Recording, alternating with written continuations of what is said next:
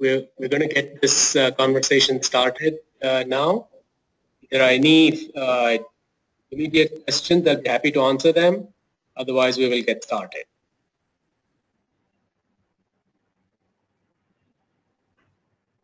Am I audible to everyone? Hi, Vijay. Vijay, I need the screen access. Yes, you have it now.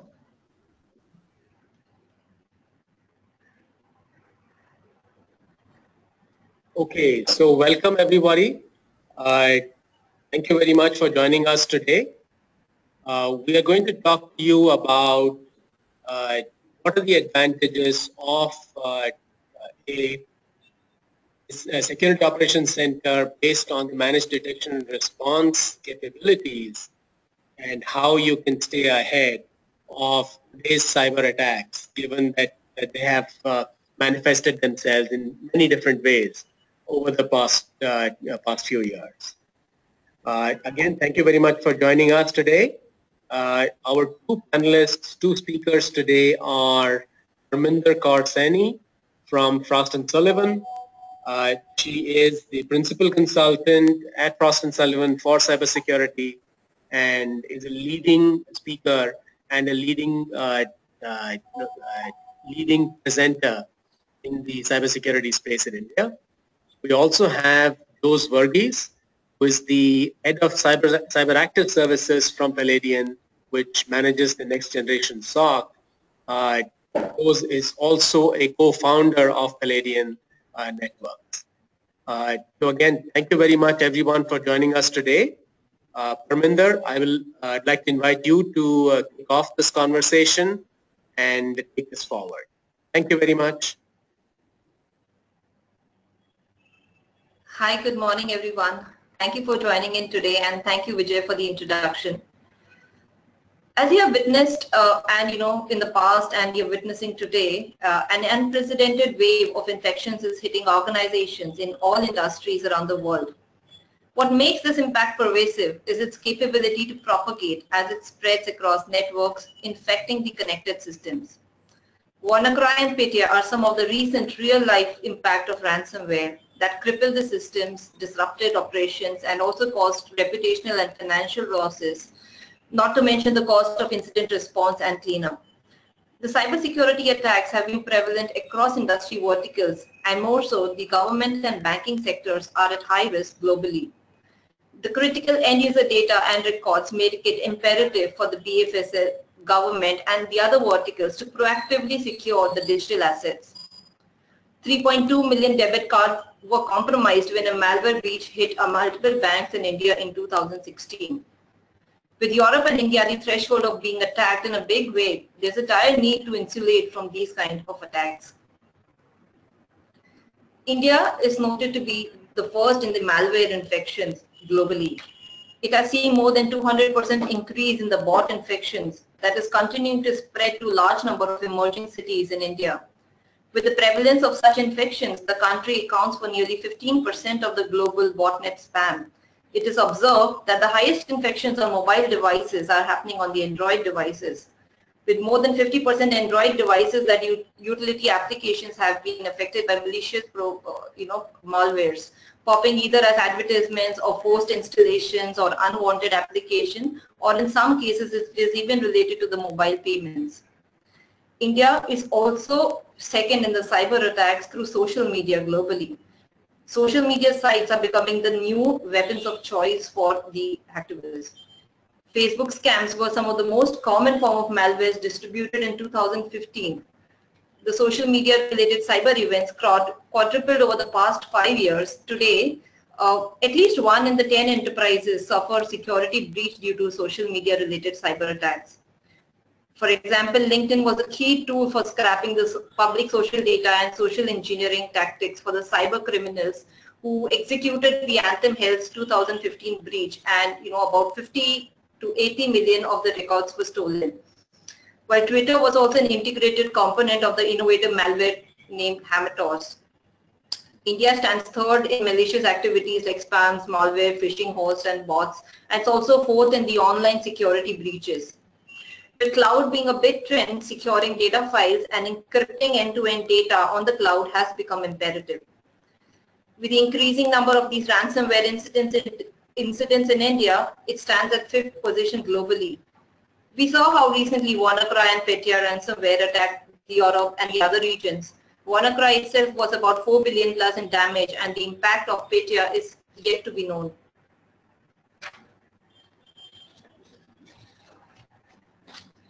The cyber incidents, the IT needs, and also the industry mandates really require you to look at, relooking at your entire cybersecurity, all over again. Some of these driving forces, let me envisage about few of these. Firstly, I'm talking about the market factors. Compliance efforts, often fail because, the industry leaders or, do not anticipate the future risk. While traditional compliance meets the discipline of ensuring that organization is acting according to predetermined rules, the risk management teams believe that risk management is somewhere not compliance. However, the transformation from a good business practice to a legal requirement has blurred these lines between the risk management and compliance. Other force that I'm talking about is the threat environment. Whether I'm talking about the MITM attacks, SWIFT attacks, DDoS attacks, the new threats are emerging almost every day. Relying on a single layer of security has not really worked right, and one really needs to plan for contingencies. SWIFT attacks have been very common when I'm talking about the financial attacks, and we've seen, like in the case of the Bangladesh SWIFT attacks, where the bank's network was damaged worth almost $81 million. So there's a growing concern on the HTTPS-based DDoS attacks, and it is also adding a new threat dimension to the security landscape. Other factors that contribute are, I'm talking about the IT factors here. Many people are hesitant today about how secure the cloud is, right? So while there's an overwhelming trend for businesses to take the information systems to the cloud, many IT decision makers are extremely anxious and concerned about the security implications of these cloud services. Our Frost & Sullivan 2015 Global Information Security Workforce, it is a study that we did, earlier in 2015. It indicates that about, 45% of the companies are finding it hard to find qualified security person, and another 45% believe that their current business conditions do not allow them to support additional person, right? So there is a growing need to look at, what are the other options available in security today.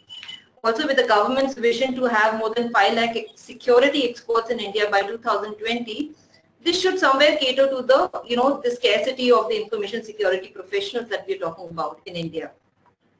So the market factors and threat environments are changing, so must the defenses, right? So it is crucial for the IT and security teams to plan their security around these factors and build solutions that are ensuring prevention, detection, and also remediation.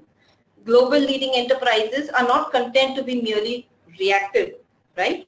They are trying to stay one step ahead of the adversaries by understanding and anticipating the future risk, future attack, and also actively defending themselves. Your incident response, forensic, e-discovery, red team operations, compromise assessment, the security program assessment, advanced threat protection are just, some of the few advanced measures for these defenses. We did a global survey to understand, the enterprise's inclination toward a managed services model. What we observed that managed security services that are outsourced to a service provider is one of the most sought after service models. There is a transition from the in-house managed on-premises CP network to managed security services model that includes your 24/7 by 365 monitoring and management of your intrusion detection systems, firewalls, overseeing patch management and upgrades, performing some security assessments and audits, managing threat detection and orchestration, and responding to emergencies.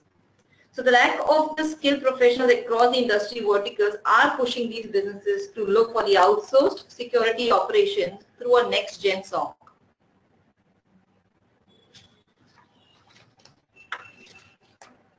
So India, if you see, has witnessed, a very high growth in the last couple of years when I'm talking about the managed security services market. And at Frost & Sullivan, we anticipate, that the growth will be much stronger in the coming years. more than the traditional on-premises, security. Managed security services typically growing more than, about 28.4% is what we anticipated to grow by 2020. So India has been pushing for the delivery of public services through the e-governance projects for long, but it really need to consider the cyber security aspects of e-governance, and that will be a big push in itself. So in a significant move to keep up to these digital initiatives, the Prime Minister office also appointed Mr. Gulshan Rai as the first CISO of India, which shows the India's vision towards or the uptake in these digital initiatives in the country. Also, BFS has remained a key vertical that has deployed IT solutions, backed by a huge infrastructure, high employee size, and having the most sensitive data. Right? It remains one of the most vulnerable sectors as well. High adoption of security solutions amidst the high intense, cyber attacks, and also with the RBI norms to have a SOC in place, this sector will remain an eye catcher and will see significant investments, into building that robust security framework. So across the enterprise segments, there is a potential for the CPA and also the hosted management monitoring services that can provide more threat intelligence and also prevent any zero-day attacks. So also if we see, as enterprises today are embracing digital transformation, there are many trends that will impact the market, right? So a few such trends that we see that will impact the managed security services market in a big way are, talking about the complexity of targeted attacks and also the risk associated with the data breaches. So CIOs and even the industry experts strongly believe that your data password breaches, your nationwide or cyber attacks, your sophisticated attacks, and your payment-based attacks will dominate 2017, causing huge financial and reputational loss to organizations. And in fact, some of the recent attacks have proved it right. The leading enterprises will recognize that cybersecurity is just not an IT issue, but it's also the responsibility of the whole organization, including the leadership. Lack of qualified skilled professionals will certainly be a key focus area for most companies, and it has been noted that many security vendors are working with the government bodies to bridge this gap and organize security knowledge or the security skill development council. While on the other side, if you see Internet of Things, cloud services and big data also anticipated to make this process very cumbersome for the IT teams, as it is not just about enabling these services, but creating a secure platform for the huge data to reside, on hybrid platforms today, for this data to be analyzed and monitored without being compromised at any layer or any device, right? So today your advanced identity management and advanced endpoint solutions will also pave its way, given that the millennial workforce are more digitally transformed and informed.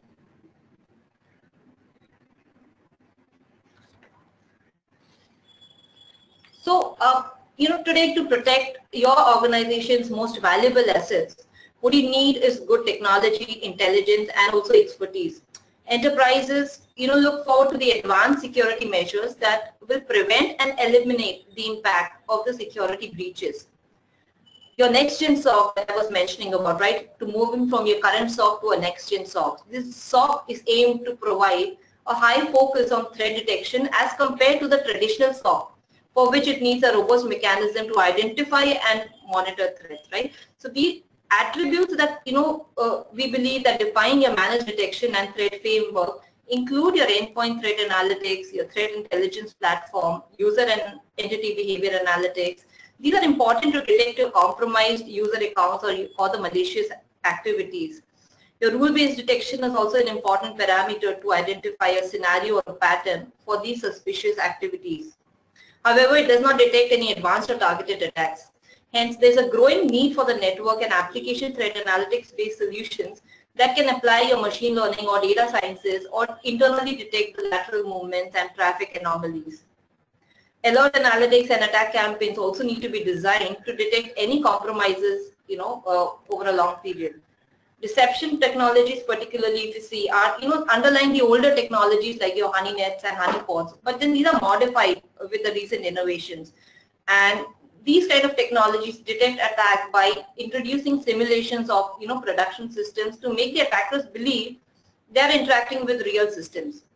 These technologies divert the attackers, study the attacker trail, and formulate strategies for protecting the actual targets. So some of the statistics also show that while enterprises have shown much interest and are aware of the damage and loss due to security attack, there are only about 33% who yet do not have a SOC, and 55% who do not have any intelligence platform today. 52% of the enterprises are reluctant to increase their spending if they are not severely breached and would live with their current security framework. 55% show concern on the digital assets owned by employees and that are connected to the enterprise network, but they really do not have a tight integration policy today. 55% fear about the unknown threats that are emerging in this landscape, but just 26% share the insights with their industry peers on the nature of these threats and the best practices that they adopt to safeguard the network infrastructure.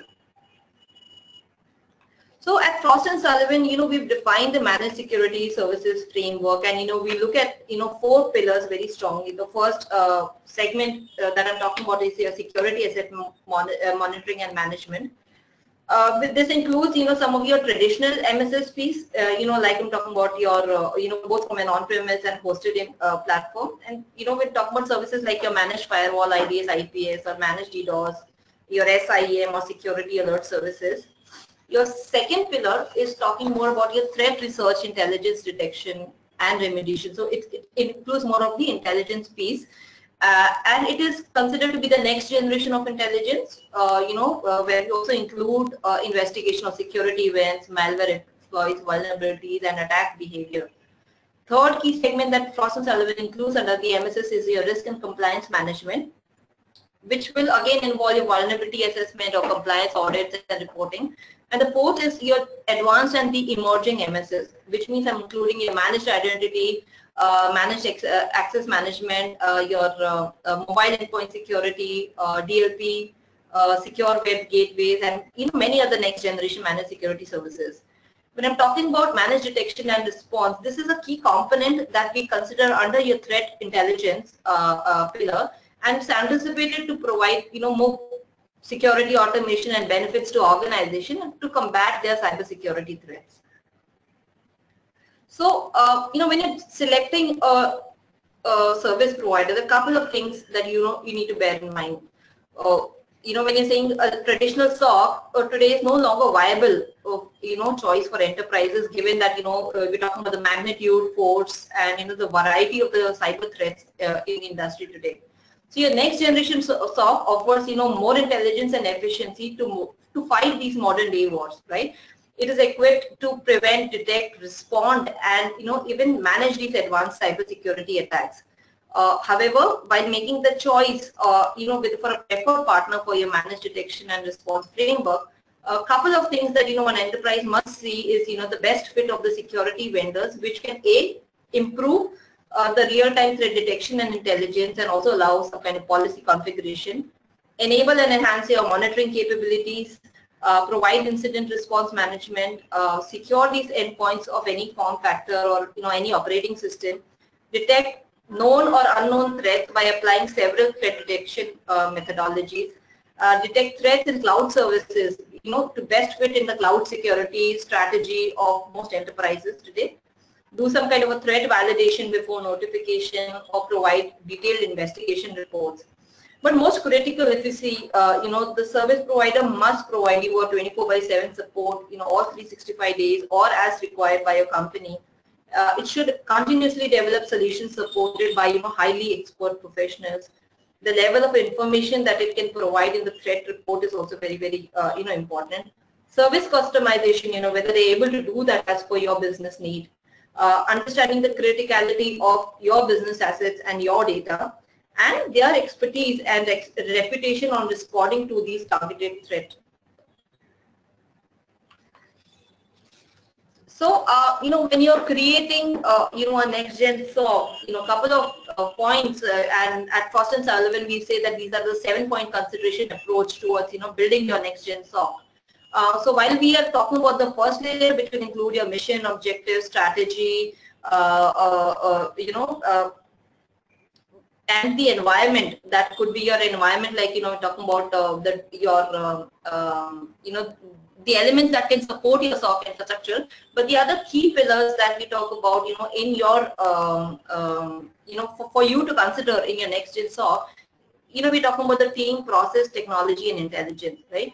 So we've already touched upon the team factors, previously, where we're talking about the essence or the expertise that is required within the SOC team, that will include investigators, hunters, data scientists, forensic experts, architects, and many more. You require a complete team to monitor and respond to threats. We also need technology that can perform analytics, automated response, orchestration, or give some kind of a predictable intelligence. Third thing required is processes that will work around we need data leakage prevention, data compliance, configuration change control, remote management, and also talking about intelligence that requires contextual threat intelligence that can work around analytics and machine learning or data sciences. So, a well-designed and implemented SOC solution can be measured more in terms of reduced downtime and the cyber risk, lesser threat impacts to your organization, given that the control and prevention measurements are in place. It must have lesser overheads and management time, accurate information and better reporting with more prevention than the remediation, right skill sets of security experts, and also meets with the company's compliance requirements. And in case required, then it has the right escalation path set in case of security threats. So with this, I kind of do the the overall section to kind of introduce this next gen SOC to you, and I would now like to invite Mr. Jose Varghese to share his thoughts on the managed detection and response framework and the benefits that the enterprise can get with these advanced platforms.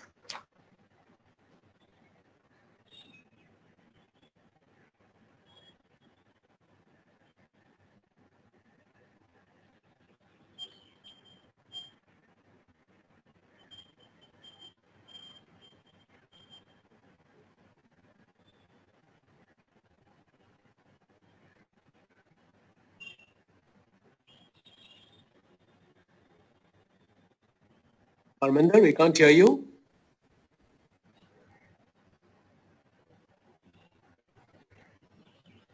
Hello, Parminder, Hi, Jose. Yeah. Now we can hear you.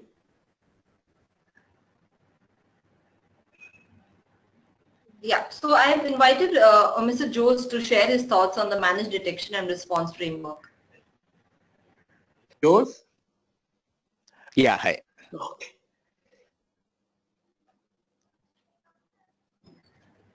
So Jose, do you want to talk a little bit about your perspective on the managed detection and response framework that is becoming more and more popular?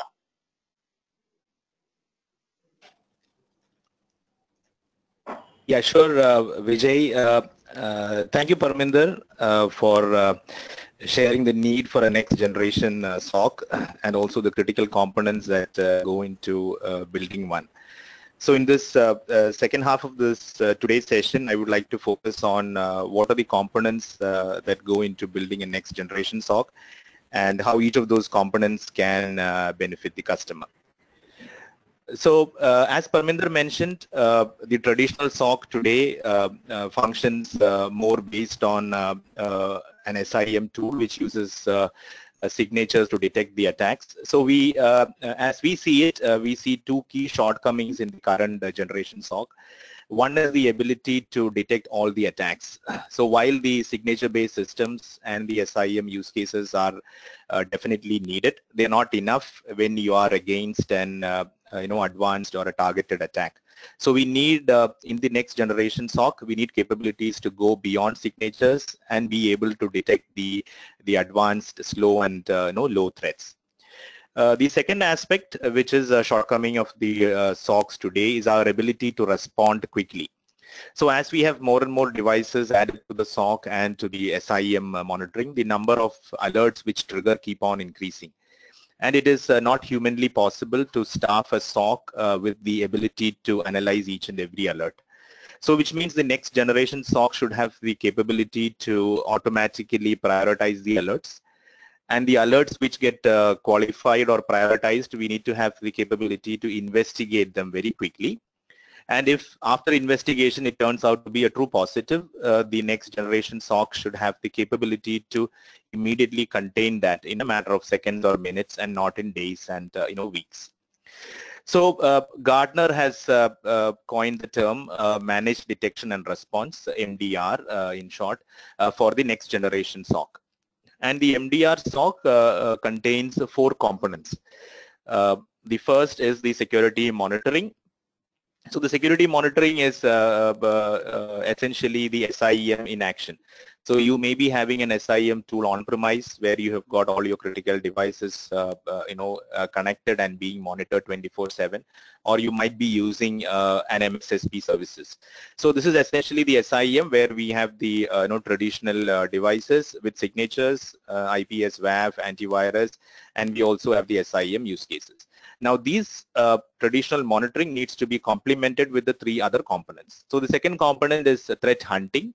So threat hunting is essentially going beyond signatures and able to detect attacks which are able to bypass the signature-based systems. We also need to have threat anticipation. So threat anticipation is essentially threat intelligence in action, wherein we as a customer leverage the information from an attack which has already started or happened elsewhere in the world, and how quickly we are able to apply that intelligence in our environment so that the same attack cannot succeed here. So that is threat anticipation. The last part is, as I said, the security response, our ability to react fast and meaningfully to the threats that we detect. So the threats that we detect could come from the traditional SIEM security monitoring piece, or it could be detected by a threat hunter, or it could come from a threat anticipation team. Now, how quickly are we able to prioritize which of these threats need to be acted upon immediately, and how quickly can we implement those response actions so that we are not impacted. So we will look at each of these new components of MDR in a little bit of detail. So let us look at threat hunting first. So as I said, threat hunting is our ability to look for attacks which are missed by the current generation of security devices and SOC monitoring. So if you summarize our current capabilities of detection, and if you were to put it across the 4 quadrants, we look at the known attacks and the known attack methods on the right-hand side, and the unknown attacks or the zero-day malwares or the advanced attackers on the left-hand side. So we are fairly covered on the right side where the attack method is known, because that is where our signature-based systems will help us. As long as we keep the signatures updated on our antivirus, IPS, WAF, DLPs, etc., we are sure to detect a known attack. We also have our SIEM use cases. As long as we keep updating the use cases as and when new threats are discovered outside our environment or when changes happen inside our environment, we have a good chance of catching the known attacks. Now, if it is an unknown attack, we still have some amount of coverage because most of us use threat intelligence feeds, which is a collection of known bad threat actors, who have succeeded elsewhere. So it is a collection of known bad IP addresses, known bad URLs, known bad file hashes, known bad email addresses, all of which we feed into our system so that in case somebody comes from those sources, we can detect that. But we have a blind spot if we are against an advanced attacker who knows our environment, who knows the security tools we use, and makes a genuine attempt to bypass them. So for example, if we have a disgruntled employee with high amount of tech skills, and he also knows which is the antivirus, which is the proxy, what is our proxy thresholds, and what are our security alerts, there is a high chance that he would be able to bypass them, and none of our signature-based systems may be able to detect that.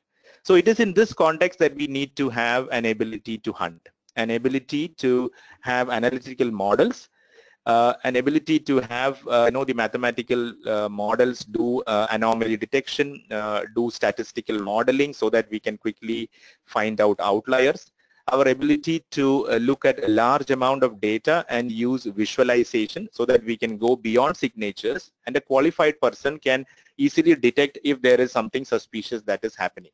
So that is what hunting does for us. It really complements the basic monitoring which we have today and which we need to continue to have using the rules and signatures. We need to complement that with the big data analytics and machine learning and use hunting skills to ensure that we can still detect those low and slow attacks.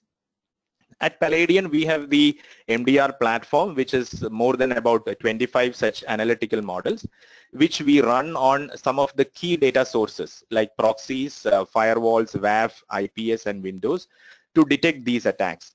So one aspect is, of course, that we are able to detect the attacks which are missed by our signature-based systems. And in some cases, the hunting also helps us to detect attacks much earlier in the cyber kill chain. So we are able to detect an attack while it is being delivered or while it is being installed.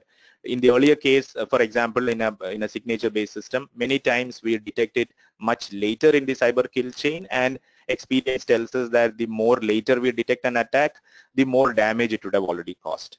So to summarize, threat hunting complements our signatures and SIM use cases, and threat hunting is essentially analytics in action, which helps us to detect the hidden attacks and attackers who are present in our environment.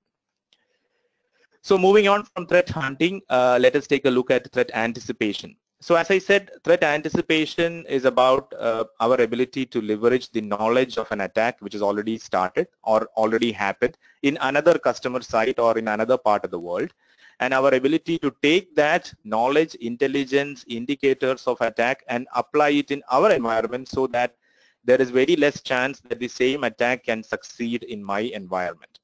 So if you look at threat intelligence, we have two types or two categories of threat intelligence. One is what we have already discussed, the threat intelligence feed, which is a collection of IP addresses, names, and hashes, and email addresses. So this is what we call as a machine readable intelligence, which we have to keep constantly looking at the various sources, keep it updated, apply it to our devices in our environment, like the firewalls, the proxies, the WAF, the IDS and DLPs, so that any of those known threat patterns, if it happens in our environment, they are either effectively blocked or at least alerted immediately. The second aspect is the human intelligence, which is collated from information that we know from the other attacks. So for example, when WannaCry hit us on a Friday in the second week of May 12th, the Friday, within a matter of hours, most of these companies who were doing good threat anticipation were already on their way to applying the latest Microsoft patch in terms of MS 017010. Most of them were already disabling the SMB version 1 and already working to enable the WannaCry kill switch so that the WannaCry will think that it should not activate. Some organizations at the time of WannaCry took threat anticipation to the next level. They knew that the exploit that was being used was Eternal Blue, but Eternal Blue was just one among many exploits released by the shadow brokers in April 2017. And in addition to applying the one patch for Eternal Blue, they decided to patch against all the vulnerabilities of the tools released by the shadow brokers, anticipating that the next wave of attacks could pick the second or third tool. So as I said, threat anticipation in summary is our ability, the defender's ability to act quickly on threat intelligence information. And needless to say, in the threat intelligence and threat anticipation space, speed is of essence. The faster we get the intelligence, the faster we are able to act on it, the higher are our chances that we would be able to survive a known attack. So threat anticipation also helps us to complement the traditional monitoring. So using traditional monitoring with signatures, with threat hunting, and with threat anticipation, we try to ensure that all the threats that are targeted at our environment, we can detect them early and try to block them. Now let us look at security response. So as I said, one of the challenges for the traditional SOC today is the high number of alerts which gets triggered from the SIEM or SOC, and it is impossible for a person to manually analyze each alert and find out which is the more critical one. So we have multiple stages through which an alert goes through before it really gets acted upon. So the first part, as we call it, is the alert validation, which is essentially if you have got hundreds of alerts popping up on the screen of the SOC analyst right now, which are the top 10 or the top 5 which need to be acted immediately. And of course, we cannot depend on the experience level of the security analyst, which means that you could do a good prioritization when a senior analyst is there and a poor prioritization when an inexperienced person is there. So first part is the validation or prioritization. The second part is we have qualified a few alerts which look like critical, which need to be acted now. How do I quickly gather more information to see whether this is indeed a true positive or a false positive, which means we need a mechanism to investigate the qualified alerts and determine the outcome very quickly. So we need to have a mechanism or a machine assisted way by which we can quickly analyze the alerts and determine the outcome. Now, if the outcome is positive and we think that it is an attack in progress, we are having a malware beaconing, or we are having a data exfiltration, or we are having an insider doing a fund transfer, how quickly can we contain that? So that is the third part of the security response. How quickly can a SOC stop an attacker in his tracks with minimum dependency on other teams and other technologies? And of course, if we are containing that, how do we remediate and remove the attacker from our premises? So quickly, let us go through each of these 3 stages. At Paladion, using our MDR platform, we have the capability to automatically triage or prioritize every alert which is triggered by the SIM use cases or threat hunting or threat anticipation. So we use the big data platform to do this alert validation, wherein we consider more than 30 parameters, starting from asset criticality to open vulnerability to the network position of the asset. Also the historical data, how frequently has this attacker visited our premises, what kind of attacks has he launched in the past. We also leverage threat intelligence feed to see whether this is an already known bad actor. And in our platform, we also provide the customer to specify certain rules which are pertinent to his environment and which makes a particular alert critical or non-critical. So in summary, what a traditional SOC does today and takes about 15 to 30 minutes for an analyst to determine which is a prioritized alert, we do that in a matter of seconds and minutes using the MDR platform by considering all these parameters. Once the analyst has determined that these are the critical alerts which needs to be analyzed, we enable the analyst using the platform to do the analysis in a centralized and a standardized manner. We help the analysts to stay in the platform and pick up all the necessary logs from the different elements, be it the different SIM components, or even if it is logs which have to be picked up from outside the SIM, this can be done in a centralized manner. All the data that is collected into the platform, we provide the mathematical models and the visualization tools so that he can run through that large amount of data quickly and help him in rapid investigation. We also maintain the runbooks, the analysis runbooks within the system, which helps us to standardize the approach taken by each analyst. So for example, if we suspect a malware propagation, the steps taken by all the analysts are standardized because everybody follows the same runbook to ensure that the same steps are repeated and ensure that the outcomes are no different. So machine-assisted analysis investigation helps us to achieve a rapid investigation in a standardized manner. Now, if the outcome of the investigation is a positive and we need to act very quickly, the MDR platform provides the analyst the ability to stop the attacker right there, because the platform integrates with your prevention devices like firewall, IPS, WAF. So at just the click of a button, a firewall rule can be inserted which would block that particular source IP from going out into the internet immediately. So the auto containment feature helps the MDR SOC to not just detect but also to respond effectively to an attack in progress. And we also maintain remediation runbooks and remediation workflows to ensure that every alert which gets which is qualified and analyzed and raised by the SOC is taken to a logical closure by the IT teams, and we don't miss out on any of them. So in summary, once we have the MDR SOC in place, we are able to do validation, investigation, and containment in a matter of couple of hours, which in a traditional SOC, each of these would have taken hours, and in some cases might have even spilled over to days. So as we saw, the four components, the traditional monitoring complemented with hunting, anticipation, and security response is what makes the MDR SOC more effective. In addition to that, we need, what we see is a transformation of the skills that are available in a SOC. So traditionally, we used to have a model where we have the L1, L2, L3. So it is a collection of generalists which are available in the SOC.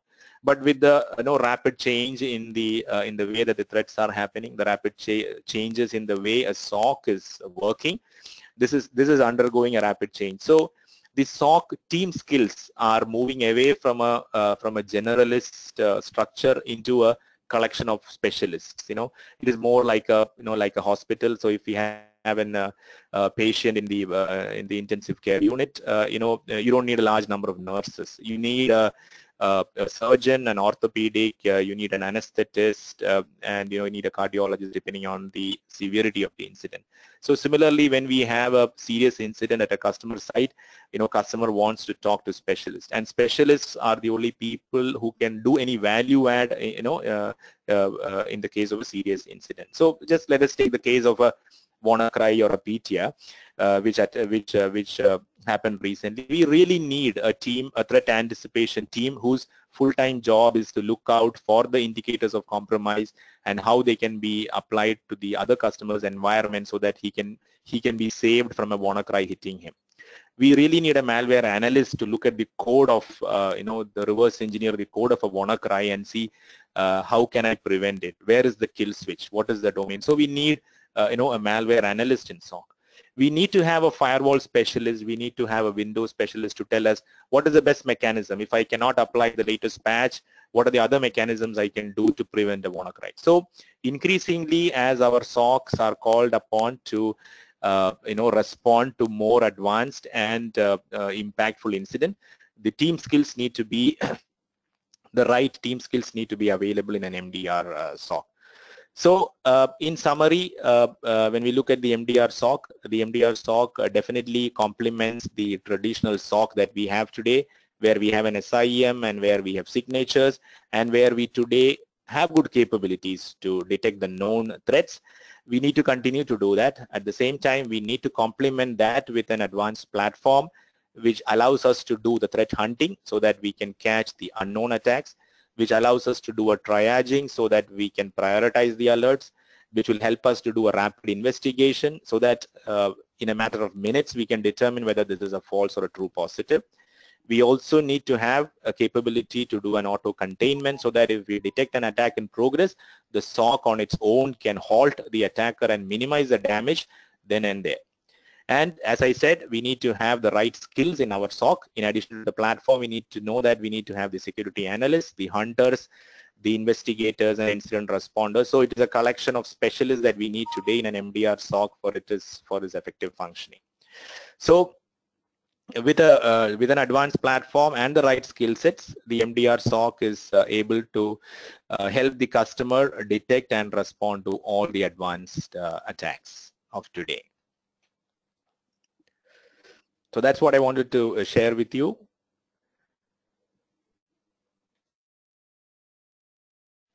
Thank you, Jose. Let me quickly invite Parminder to come and provide us what are the key takeaways from today's session. And after that, we will get into answering some of the questions that have been coming in as we are progressing through this session. Parminder.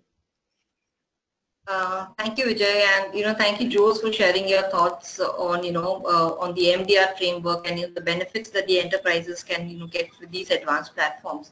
So we've seen that the cyber threats are increasing globally and impacting all the critical assets and data. And moreover, we from today's session we've seen that traditional ways of safeguarding your financial data or transactions or these confidential assets, which will not be sufficient against the advanced cyber attacks, right? So we need to look at the adoption of more sophisticated defense techniques, and it will be more or less mandatory in the coming years. So just to kind of give a quick recap on what we have looked at today. So we looked at the importance of the MDR framework and to transform the traditional SOC into your next generation SOC. We also looked at the importance of moving away from the preventive security to more of a proactive and a contextual security. We also looked at the 7-point considerations for building these advanced threat detection solutions and response by leveraging the pillars of your technology, process, intelligence, and the security teams. We also learn how to leverage the existing security investments for faster and advanced threat response. How to carry the analytics, hypothesis, and indicator-driven threat hunting, for more of an outcome-based threat mitigation. And Jose took us through all the 4 pillars of the monitoring, hunting, threat anticipation, and even the security response. We also learn how to use machine-augmented security solutions for alert validation, incident analysis, threat containment, remediation, and also to respond to these threats in hours, as against initially we were talking about a threat response which used to be few days or few weeks. So in a nutshell, your next generation SOC with your managed detection and response capabilities will give an organization the ability to predict and respond to security threats much better, work in a more collaborative environment, and share the knowledge with your peers, with your industry more effectively and more securely. So that was a quick recap, just on what the session that myself and Jose is taking through. And with this, I open the forum to any question and answer questions that you have. So Vijay, do you want to take that? Yes, thank you very much, Parminder. We have had a few questions come in. Let me invite Jose to answer the first one, which is how device trajectory works in case of malware downloaded. That's for you, Jose. Yeah, okay. Yeah, so I have not really understood the usage of the word trajectory here, but let me try to explain how we can detect a malware, one that is while it is being downloaded. So, the one part is we have the traditional defenses where we have the proxy servers and the gateway antivirus and probably even the endpoint antivirus trying to detect a malware while it is getting downloaded. We also have these advanced malwares which are not hosted in well-known sites and are not caught by the signatures of these devices. So for example, we have a model in our hunting platform where what we call as the detection of a water holding attack, where we see in multiple downloads which are happening from the same source. If a file is being downloaded, even from a very innocuous site, but multiple people in an organization is downloading it, we suspect that it could be a malware that is being spread from that watering hole site, and we analyze the endpoint and the malware and the file which has been downloaded to see if it is a zero-day malware or an advanced malware. So that is one part. The second, once the malware has been downloaded, if it is doing a beaconing, for example, once it has been successfully downloaded, and just in case we are not able to detect that, we could try and detect that when it is doing the beaconing before it probably does data exfiltration or anything malicious. So again, malware beaconing is another hunting model that we have, where we look at suspicious patterns of heartbeats which were being sent out. So again, the more difficult part in malware beaconing today is that the advanced attackers don't use any well-known tools nor well-known sites. They would probably use a genuine website or a government website or the website of an educational institution and do a beaconing, which is sending the heartbeat at a regular interval with a fixed size of packet size. So we use certain models like entropy to find out if we are having any malware heartbeats happening. So these multiple hunting techniques should complement our signature based system and give us more coverage on advanced malware while they are getting downloaded or when they are trying to get themselves activated. Thank you for that, Jose. Jose, there's one more question for you, which is what SOC process would be required for MDR framework to work? Yeah, that's a good question. So as we said, you know, if you look at a traditional SOC, we have a certain set of you know, standardized processes, including device onboarding, alerting, reporting, investigation, log stoppage analysis, use case fine-tuning. So those processes which are associated with a mature traditional SOC would continue. When we are introducing the new three pillars, which is the hunting, anticipation, and response, we would definitely have additional processes, and these processes have to be you know, made to work seamlessly with the platform that you know, you are using. For example, for hunting, we need to define the processes you know, by which the periodicity of hunting, depending on each model. If there is a hit on a particular model, you need to have the process and the run books to say that if you detect a malware beaconing, what is the process that the hunter will follow to determine whether it is a true or false positive, and what qualifies a hunter's detection to be you know, raised as a critical alert. So similarly with threat anticipation, we need to identify processes by which the threat anticipation team would collect the data, would collate it, would filter it, and would customize it to the specific environment to make the threat intel data meaningful for your environment. So we definitely need to have additional processes built for the hunting and anticipation and response in tune with the platform that you've adopted and in tune with the skills that you have you know, in your SOC. Thank you very much, Jose. Two questions, and both are related and both for Parminder. What is driving MSS and why MDR over a traditional MSSP?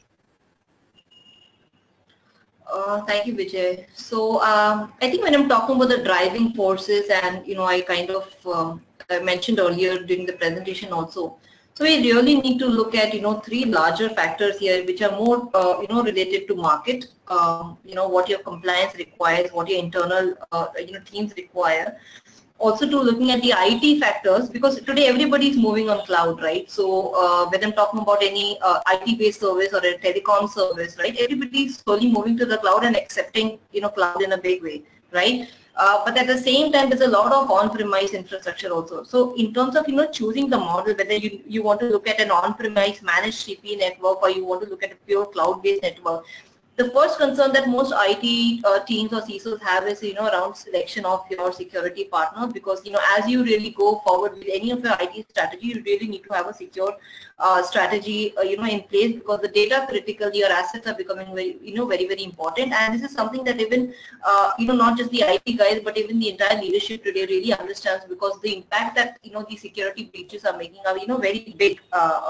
So when we talk about a market-related factor, you know, a threat environment where we talked about, you know, multiple threats, you know, it could be DDoS, you know, Swift attack or any kind of malwares, and so many that, you know, the kind of threats that we feel that could impact organizations, sometimes you really need to be prepared for these unknown attacks, right? So the kind of threat environment that are in the, you know, in the industry today, the market factors and IT factors, all are really making it imperative, you know, for the IT guys to look at, you know, what kind of a managed services model. And these are the ones that is actually going to push the IT teams to, you know, consider, you know, a more of a managed security services model, because today this, you know, the point that I also touched upon is, you know, the lack of skill force, right? So you really need to have, you know, the specialists, you know, whether I'm talking about, you know, somebody who can do a good monitoring, response.